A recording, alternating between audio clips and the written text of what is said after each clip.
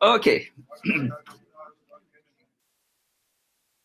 So let's start with the hypersensitivity 2 and 3. I think I've pretty much laid quite a few emphasis on type 1.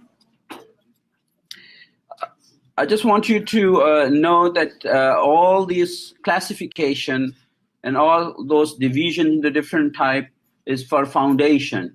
As we go along and actually see a clinical picture, you may see quite a overlap, but still we want to categorize that so we can treat them properly. Hypersensitivity 1 stands out alone, and it's anaphylaxis, very serious, and 2 or 3 are very close. So most of the students mess up the distinguish between 2 and 3. So I want you to pay attention. That's why I'm taking them together. Hypersensitivity 2 and 3. Okay. Now, remember, they are mediated by IgG and IgM. So that's the important thing. And mostly IgM. And if you keep in the mind the way IgM acts, larger molecule with valency and so on and so forth. But in some cases, that's where now confusion begins. That's where complication begins. In some cases, we do see IgA and IgE in the picture as well.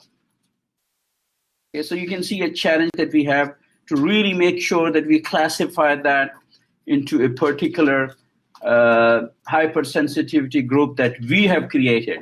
Body doesn't create that. We create that for our learning. Now, when we talk of differences between type 2 and 3, and that's what I'm going to ask you, it depends upon type of antigen involved to provoke such a response. That's number one. So keep that in mind. What type of antigen are we talking about? The second thing is, where is the antigen going to locate?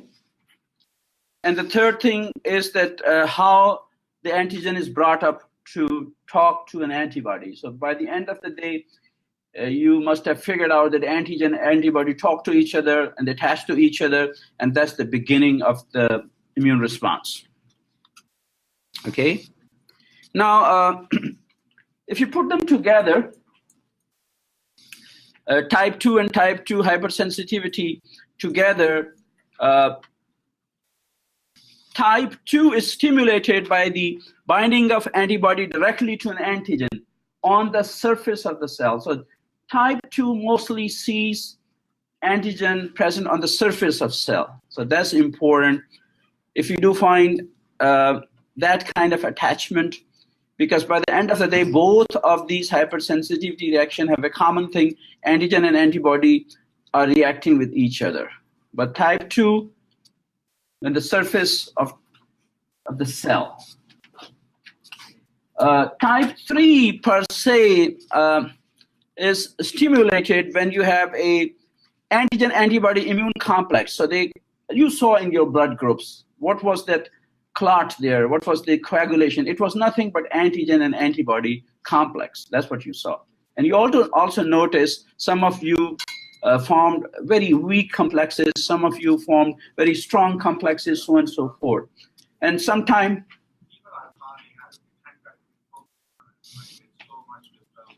okay, people, you guys have to stop talking. You know, please make sure that for the benefit of rest of the class also, and also remember that these been recorded as well. And I mean, I have a habit of letting go things, but also keep in mind, I was talking to one of the students that of all the instructors, I do spend quite a lot of time in the class. So it's like 60 lectures, 65 lectures I'm going to take by myself, right? And you may not notice it, but I usually get like a visual picture of people, what do they do in the class, and who they're talking to, and what they're doing, so on and so forth. I don't complain, but the thing is, it gets very obvious and noticeable, right? To such an extent that it's like a visual, everybody's visual. So you know where you sit, what do you do? I mean, I've got no way of finding out what screen you have in front of you. I don't mind either, But again, he's right. I would, for the benefit of quite a few, for the whole class, I would suggest to you, I don't want to lecture on class discipline and class etiquettes, but this is important. Okay, so please, for the sake of the whole class. And that goes again to one of the other things that I sometimes, most of the time, don't allow questions while we are taking, because if you're not paying attention and all of a sudden you wake up and you get lost, what is he talking about? And you ask a question. So that shows that you weren't there, which I just explained a minute ago. Now you're going to take time of the whole class, right? So I make sure that whatever is difficult, I'll try to explain it up. And if something bothering you alone, we have a separate time for that, right? So please make sure that, and I don't mind people walk in and out of the class. I normally do. If you really have some important discussion, you can go out and talk. So don't let me start on class discipline and all this. But he's right, I agree. Okay? No problem. So you see, it already took a couple of minutes, and it's been recorded as well. There you go. So I'll remember that I said so. So, so first two things you can see, a little bit of demarcation.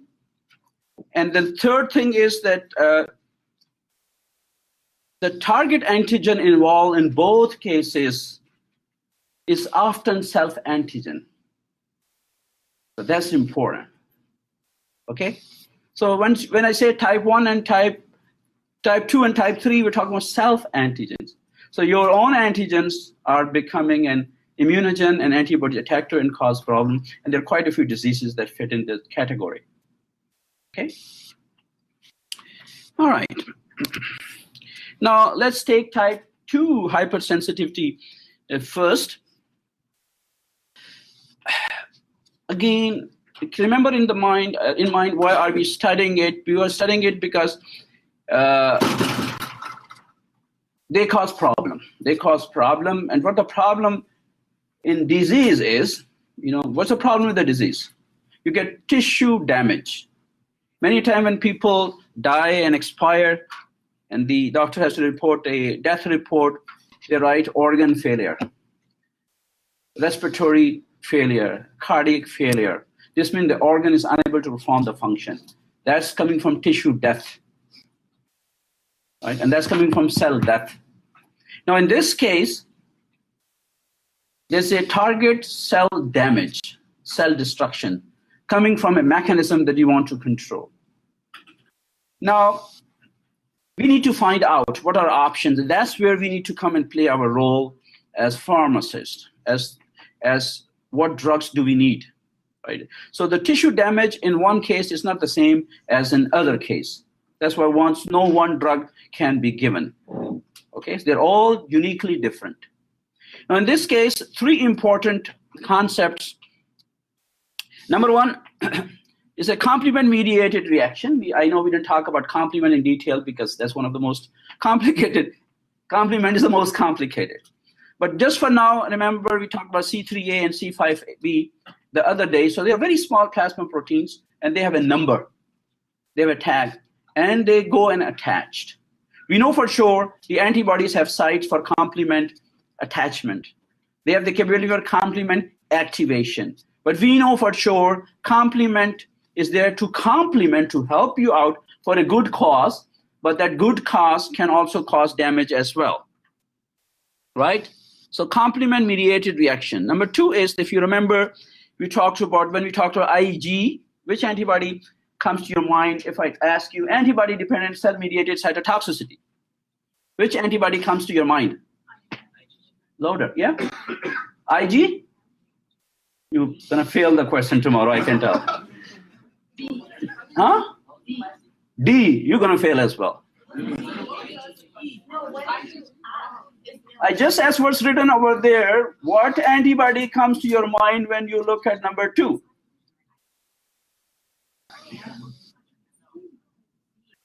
I said IgG is a pro and she's the killer. Remember that cartoon I showed you? I said IgG is the killer. And I said the killer means that she has a major role to play in antibody-dependent cell-mediated cytotoxicity. You need to go and read it. Okay? She lost 2 points. There you go. 2-2. I mean, the amount of time I spent for antibody, those poor girls, I don't know, they'll sue me if I was to. It should be very clear in your mind. You come up with any other mnemonic that helps you, but as long as you know what are we talking about, okay? Not that the others cannot do it. Again, keep that in mind. But when I say professional pro, capability to do it, right? That's why in some of the charts you will see 3 pluses, 2 pluses, and 1 pluses. This means intensity, right? The strongest one, right? When I say which of the antibody has the strong antibacterial, antiviral, antitoxin activity? IgG. And which has the weakest? All of you lost 2 points. IG? M. Go back to your slide and look at that. I said IgM is a weak. I said 3P, so I said give you mnemonic as well. I said, you know, poor. It's a P for poor. Poor antitoxin. She is there to help you first, that's true, but she cannot do a good job. That makes sense? So these are something it should be there in your mind. Okay, anyway. I don't want to go and do a kind of a prep for the tomorrow's antibody mediate.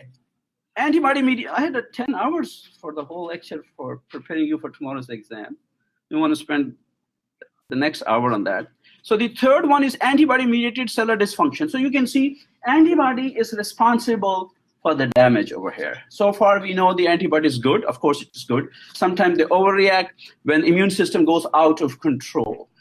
We say friendly fire. Okay, but friendly fire is dangerous. So you can see complement, antibody-dependent cell-mediated cytotoxicity, and antibody-mediated cellular dysfunction. That's the major problems that we have in type 2. Let's take number 1. What does complement do? Now, we already had this discussion that the antigen is present on a cell membrane and the antibody reacts with it. Right? Now, this antibody, which reacts with this one, I said it could be IgG, it could be IgM. Now, it has a specific site that's going to fix the complement. We say complement fixation. I said IgM has 3 important C's. One of them was complement fixation. It had complement activation, complement fixation, and we have other C for the, what was the third C for IgM? Huh? Class switch. Very good. Class switching. Class switching. That was a very obvious C. Now she would go and attach the complement, and this complement, which is good, now it's going to initiate lysis. It's going to break. Okay? Or what may happen is, because there are many a scenario that the antibody will attach to the self antigen, right? And then the whole target cell can basically be opsonized. So it's going to be sugar coated. So they're going to be sugar coated. And then if you put too much sugar on cell having the antibody, they are bigger eaters. What is the biggest eater in the body in terms of eating away any debris or any cell? Huh?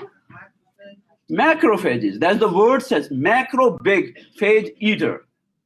The biggest eater over there, like macrophages, like monocytes, like professional killers, neutrophils, they will come and they love to take them in by phagocytosis. They're going to look at, hey, this is food there. I'm going to take it in.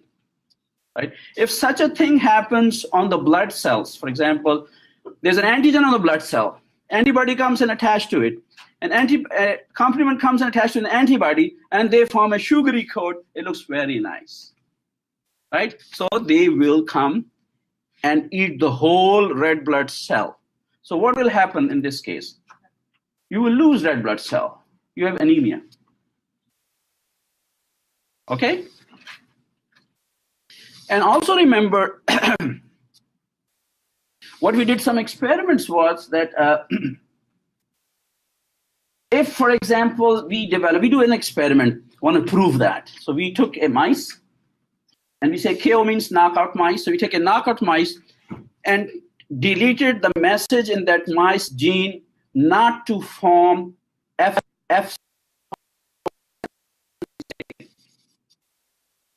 You see the problem, you're going to change that sequence for that. So we messed up the sequence for preparation and generation of antibodies for IgG, and this mice was not able to have FC portion, and FC portion is a heavy chain.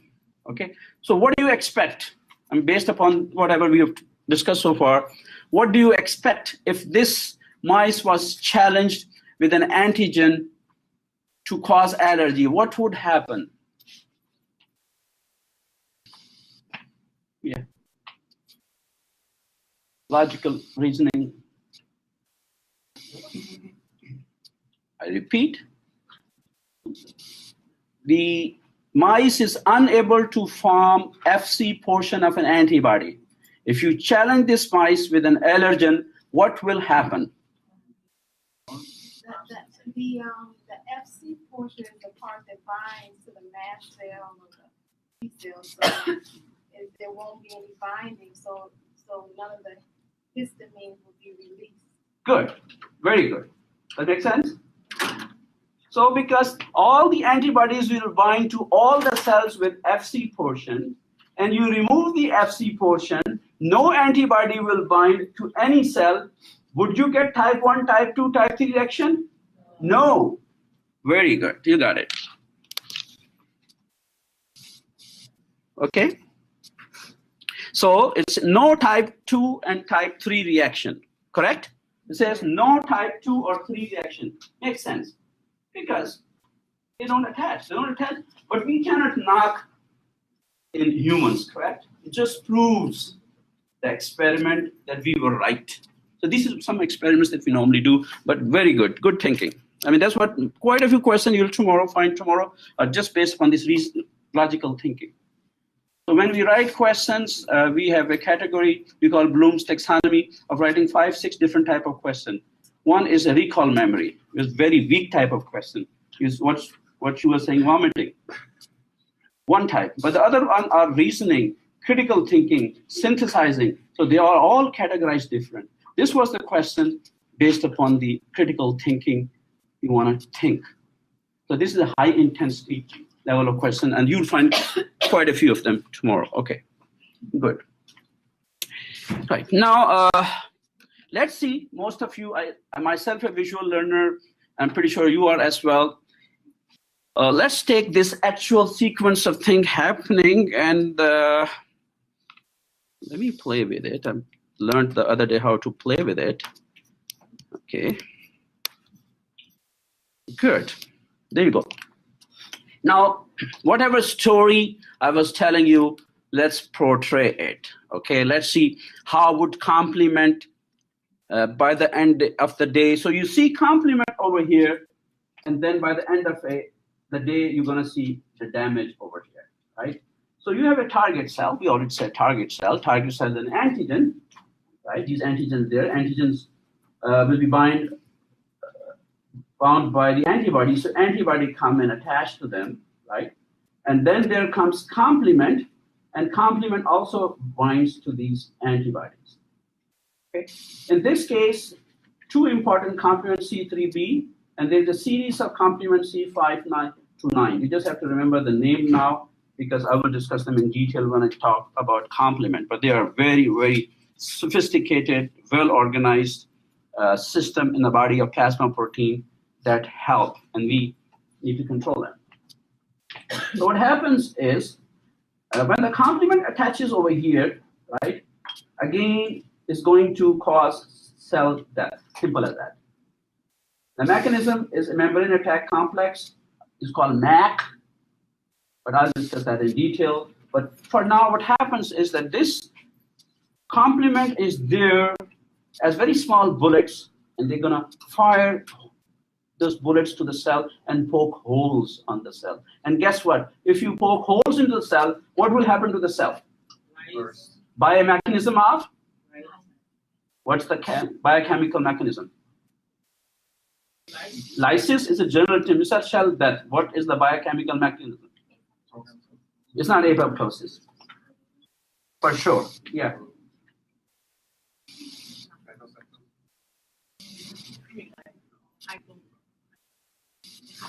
Correct.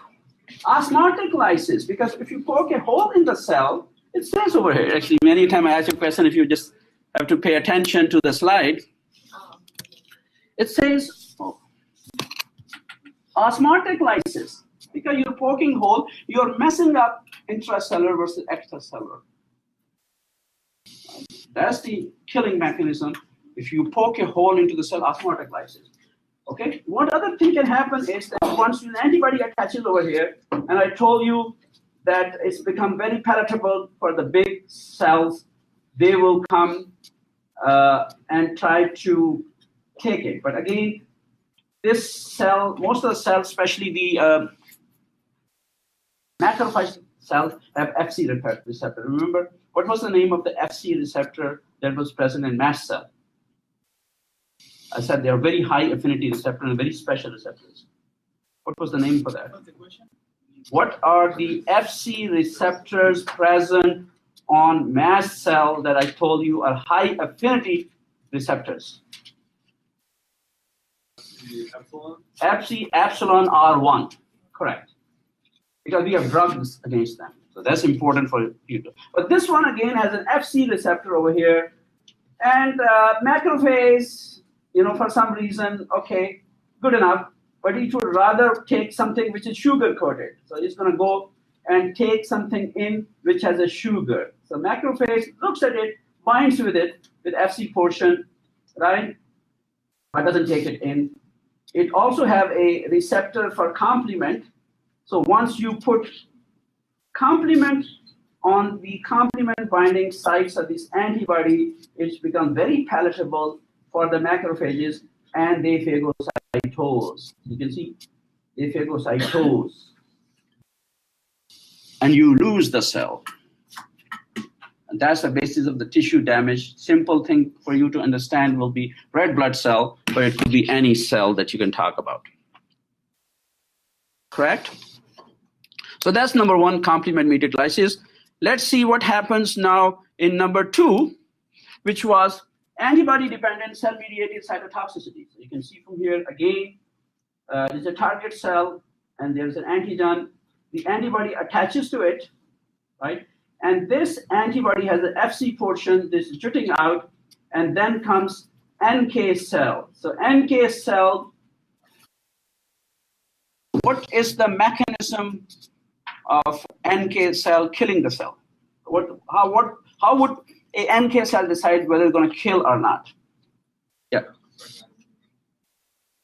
MSC1, very good.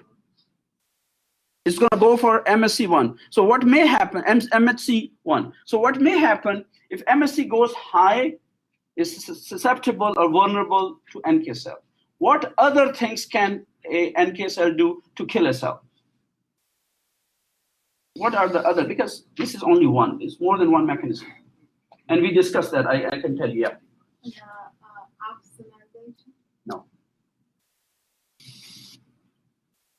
NK cell has a receptor which is inhibitory. You see the receptor, inhibitory receptor. So if that inhibitory receptor present on NK cell is not hooked up to corresponding receptor on the cell, is going to kill it.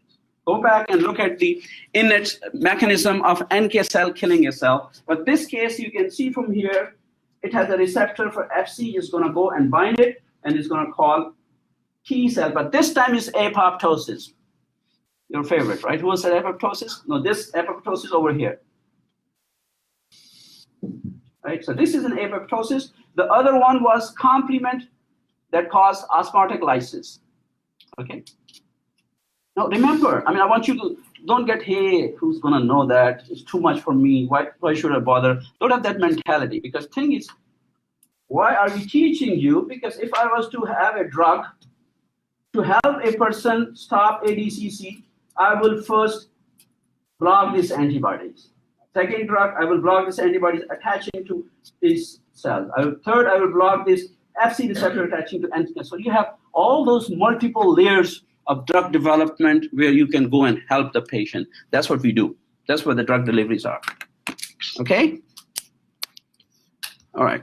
So the third was antibody-mediated cell dysfunction. If you remember the three categories for type 2, again, you have a neuromuscular junction. Acetylcholine is released. It's going to go on the receptors. Over here, acetylcholine receptor. Your body forms an antibody to your own receptor. So antibody binds to those receptors and would not allow acetylcholine to attach over here. So there will be no neuromuscular junction. The example is myasthenia gravis. That's a disease. The patient you will see, they will come, they will unable to lift the eyes. So they have to really pull up their eyelids to see because there is no activity in terms of contraction over there. So these are all considered as type 2 hypersensitivity reaction. If I ask you what are the mechanisms of allergy of type 2 hypersensitivity reaction, you have to tell me it's going to be complement mediated, it's going to be a ADCC, it's going to be receptors against your own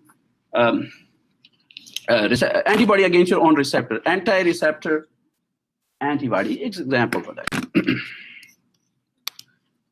Okay, all right, let me. Okay, I think we already discussed that. Okay, now needs to go, should go back.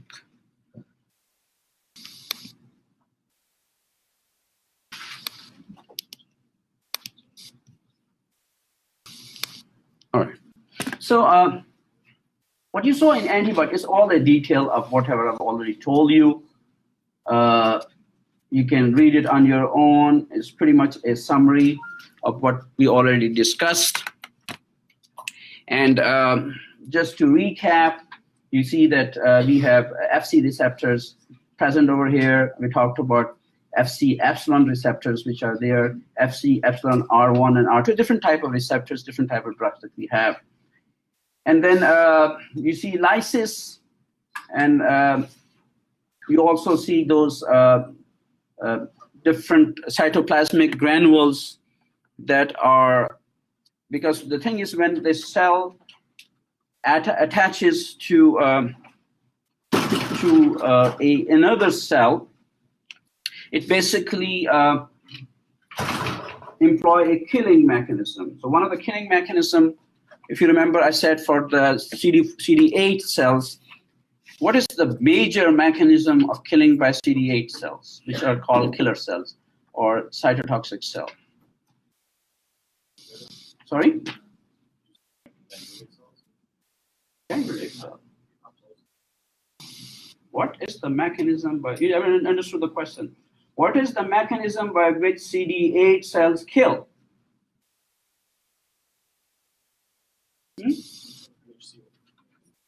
You're talking about identification. I'm talking about killing. The antibody cell mediated cytosis. That's one, but what is the precise mechanism of CD8 cell, which are called killer cell? How would they kill? Sorry? Fast ligand, one of them.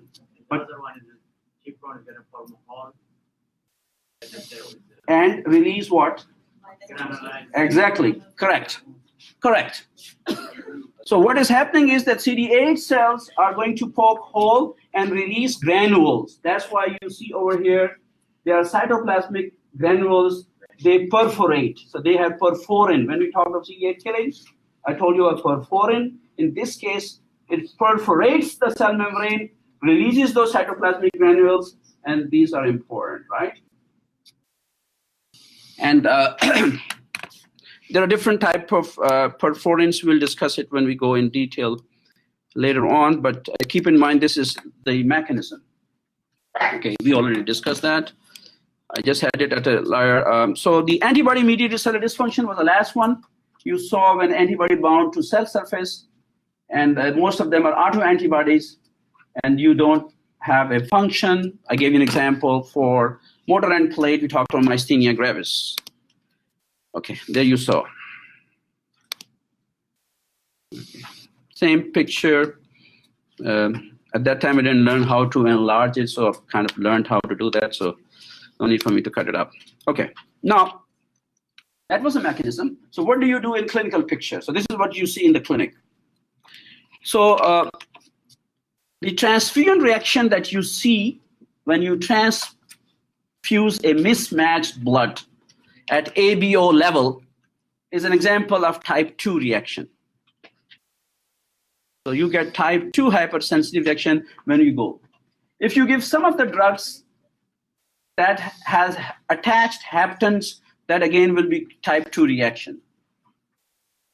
If you give rhesus incompatibility reaction, again, what does EF stand for? We talked about that in the blood lab. In the rhesus incompatibility reaction, there was something I discussed we call EF. Erythroblastosis fetalis. Erythroblastosis fetalis. What is the difference between a reaction which is an ABO group, a reaction which is a rhesus group? So when you say A, you are ABO group, and you say A positive, you're talking about the rhesus group. What is the difference between these two? Both are type 2. What is the difference between, why do we match both? In terms of immunology, what is the difference between these two? Yeah.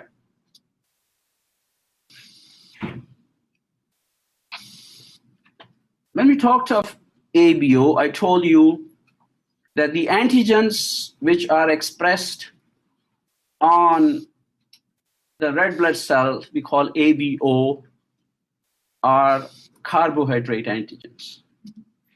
So carbohydrate will evoke a response. The rhesus antigen expressed on the red sulfurs are protein.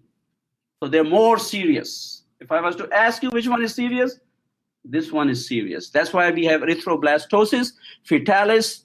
If the mother is negative and the baby is positive, right? Then we have a problem here. Okay? We talked about myasthenia gravis. I'll just give you an example. Motor end plate, where the reaction on cell membrane. And then again, there are some other diseases that you will see clinically.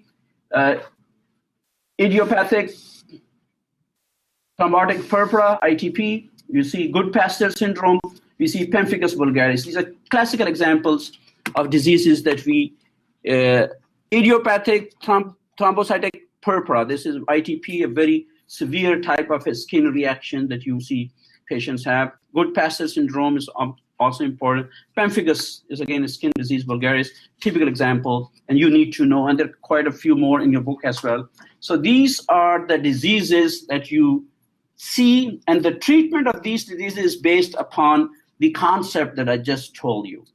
Either we are going for the complement, either we are going for ADCC, or we are going for the receptor, the dysfunction that we have, right? So you will pretty much would know what do we need to do in terms of therapy.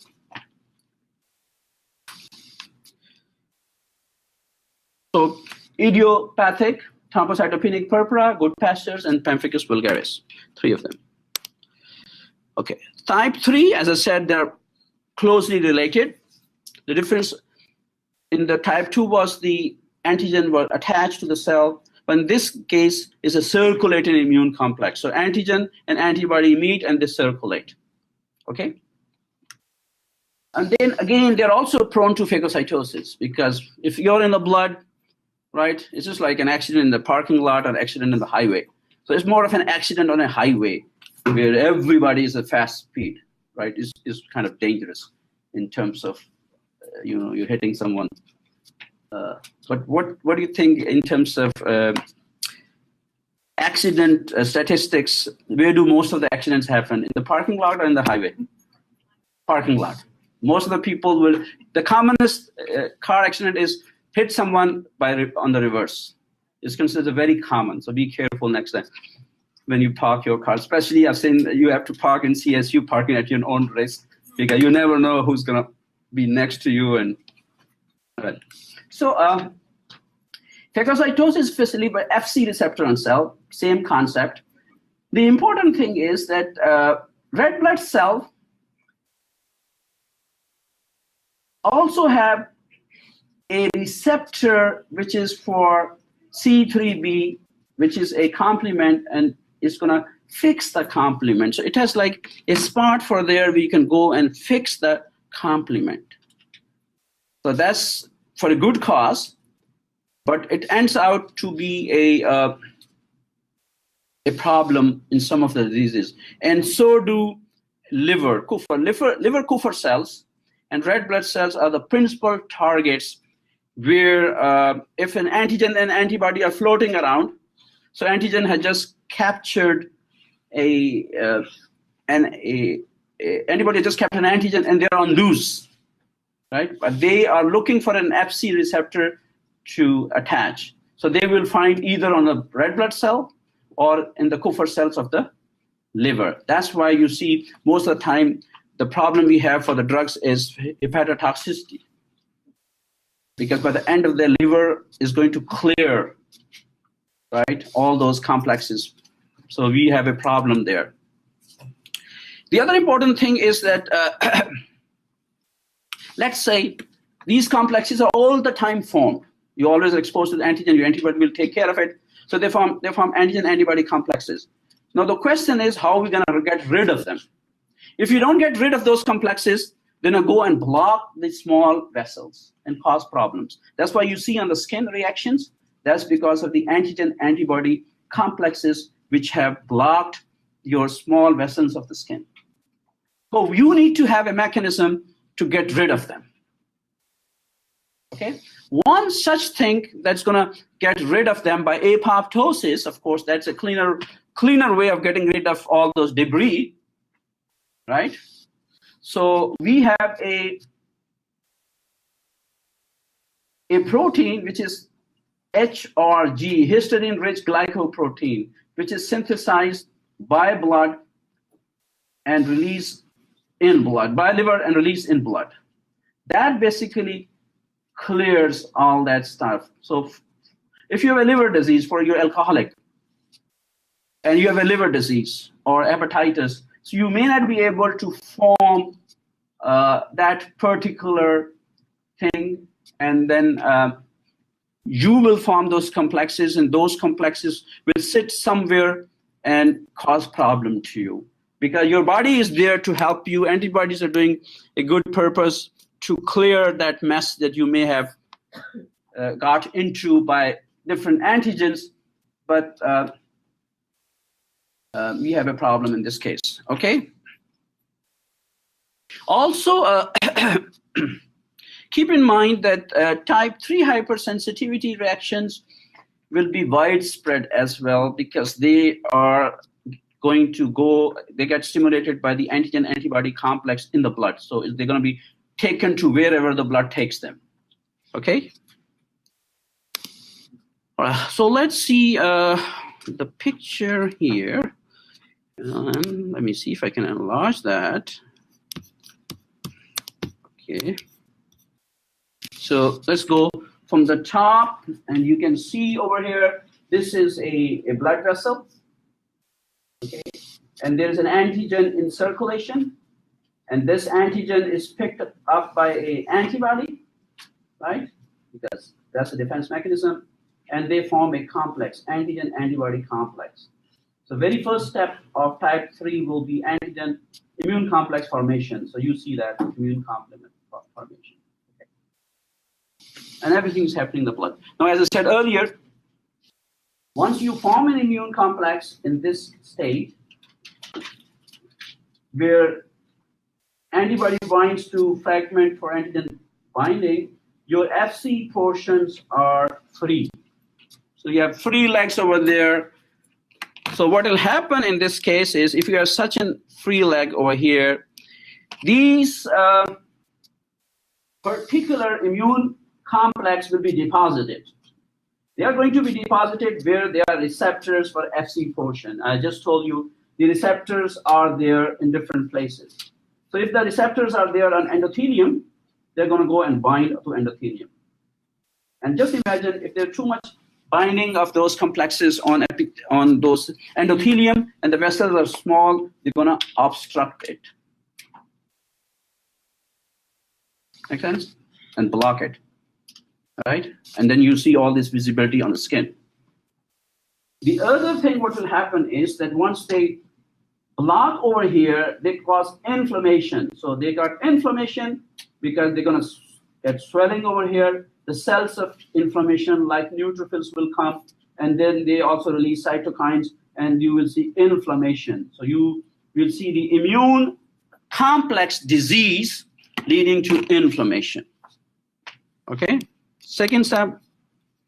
The third step in this case is, so you can see from here, once they start depositing onto those areas and you invite neutrophils, they create the whole scene over there because they think that something bad has happened. So it's a whole kind of a big area, and that happens to form an area where all the cells will come in and you will have an injury there. And once you have inflammation over there, then again, when the repair cells will come, they will start depositing fibers. You want to fix, because there's going to be a lot of tissue damage and breaking. So the cells will come. So that's why you will see typical necrosis. So you see typical, because this time inflammation is going to be leading to necrosis, not apoptosis.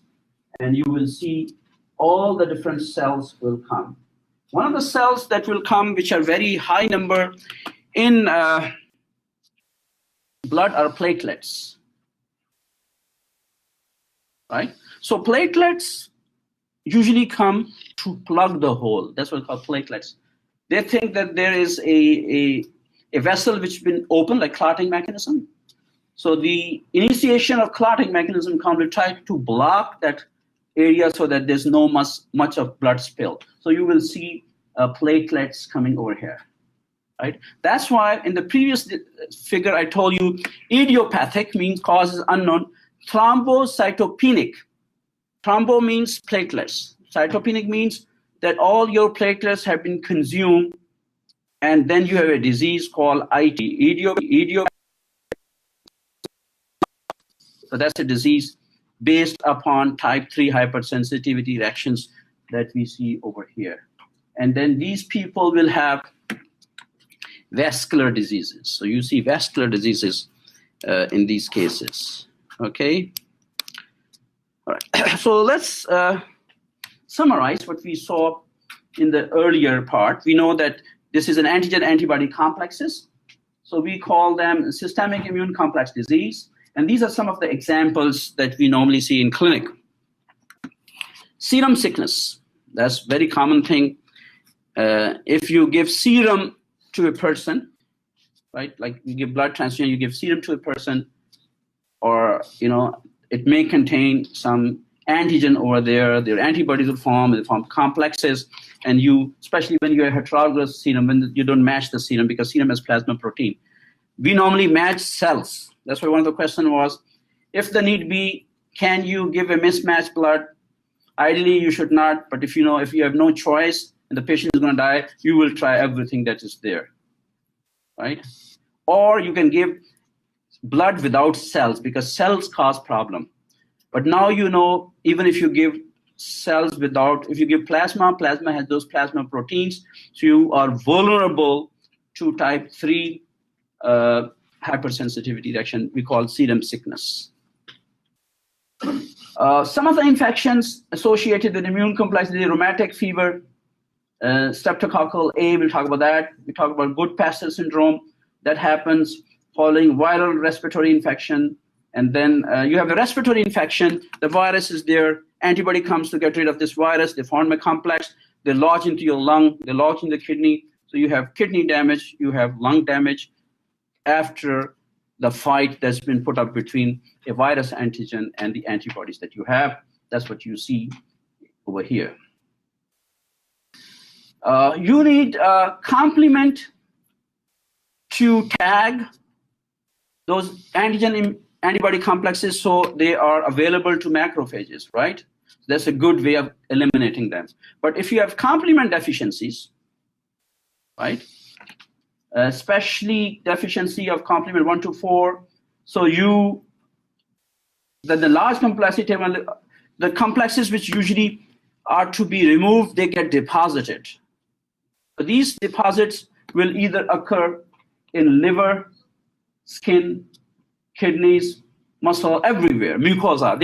So you have generalized diseases that your antibodies are chewing up your, looking for antigen, they form complexes, and they cause a problem which involves your liver, involves your lungs, so on and so forth. And the problem is because you have a complement deficiency. So that shows you a positive role in terms of the role of complement, okay?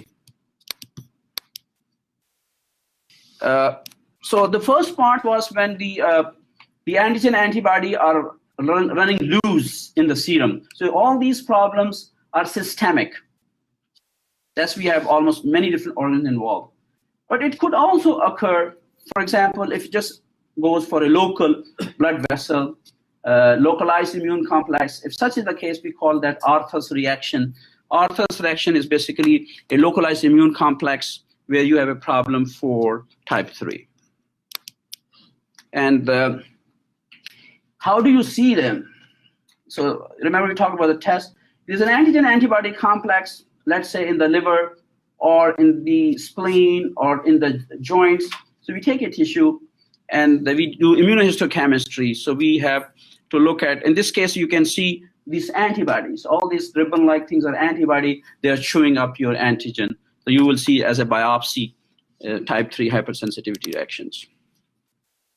Again, when you look at, for example, in this case, we call it lumpy bumpy appearance. What is happening is the immune complex is looking for the basement membrane, and it is forming all those different kind of deposits, and then you get inflammation. So this is an example when the inflammation is immune-based inflammation in inflammatory disorders where your drugs would not work because they are not going to go into that direction. They're not going to fix the problem, which is an antigen-antibody complex. You have to remove those complexes from the picture. So that's what we do. We call the test immunofluorescence. So we take a biopsy and then tag those antibodies and then look under the microscope whether they shine or not. Now, in this case, again, you can see, if you could, okay. It can happen in the skin, so you can see in the skin, reaction over here. You can see there's a hemorrhage, and then if you want to do a biopsy for that, that's what we normally do for joints. You will also see whatever I showed you earlier, that there are a lot of different things happening in terms of Arthur's reaction, where you have infiltrates of neutrophils. So you can see in this case, neutrophils also, which are cells of innate immune system, they also come and play and make life a little bit complicated. Okay, so I will stop here and take any questions